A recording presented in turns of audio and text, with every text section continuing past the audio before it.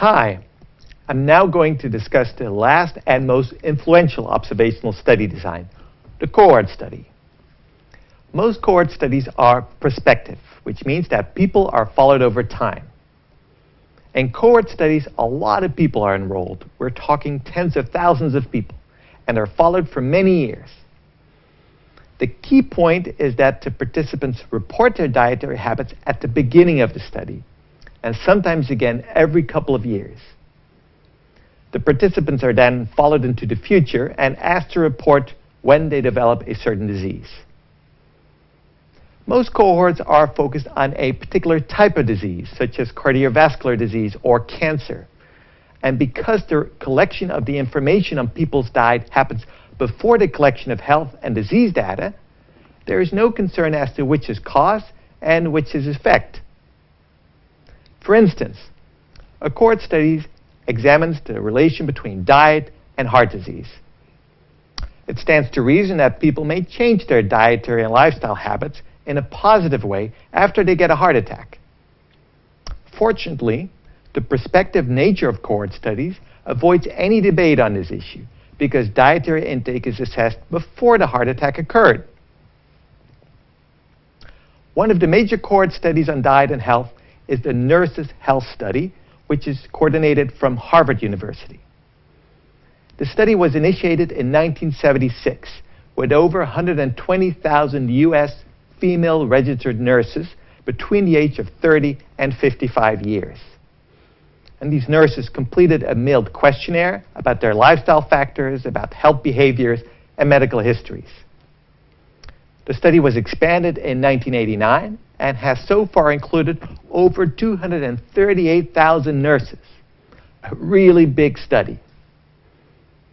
An even bigger study is the European Prospective Investigation into Cancer and Nutrition, called EPIC, with more than 500,000 participants recruited across 10 European countries and followed for almost 15 years. The EPIC study was originally designed to investigate the relation between diet and cancer, but it has also been used to study a relationship between diet and heart disease. Now, as pointed out above, large cohort studies are very powerful studies, and because of that, they have formed the basis for many of our dietary recommendations. And although they have provided a ton of information on the relation between nutrition and health, it's important to realize that cohort studies also carry several limitations. First of all, cohort studies, as all observational studies, rely on self-reported dietary assessment to acquire information about people's diets.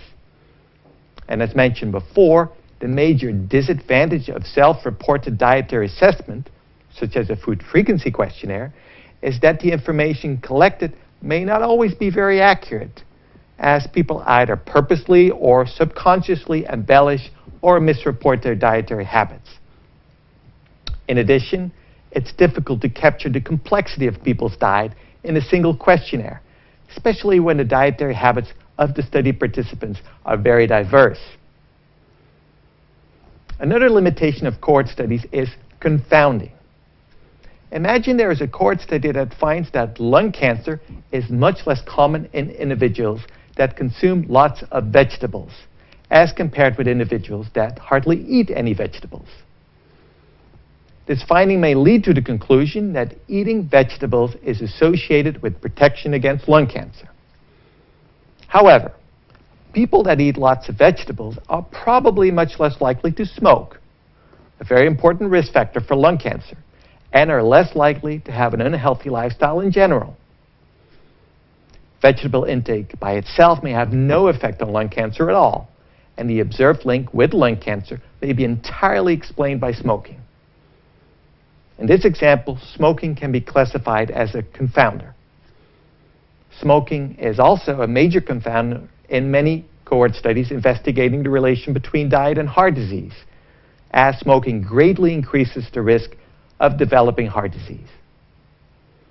Fortunately, the effect of confounders can be partly or mostly removed in the analysis of the data, but the adjustment is never perfect. So, in short, cohort studies are the most powerful observational studies. They have contributed substantially to our dietary guidelines, particularly the super big cohort studies. By being generally prospective, they do not suffer from reverse causality. However, they're still observational studies, which means they reveal associations and nothing more.